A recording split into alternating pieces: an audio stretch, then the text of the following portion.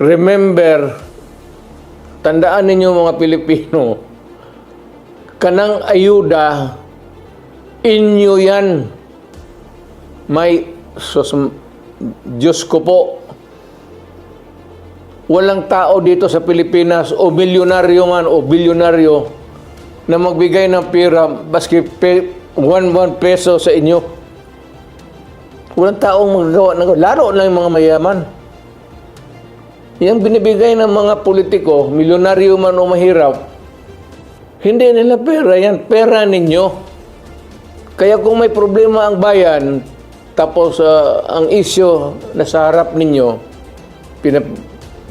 you are made to choose in either referendum or plebiscite,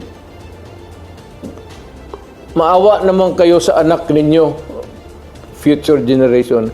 Isipin ninyo yung problema. Yung ibigay ninyo na pera, kunin ninyo, kay pera ninyo yan. Hindi gago itong nag-imprinta yan sila na pera, ipamigay. No, it's your money. Ninanakaw nila yan, yung iba.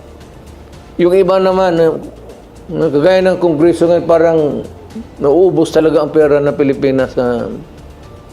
Parang tubig gastos nila. Uncontrolled use of money. Basta halos imprinta na lang, baski wala na yung value.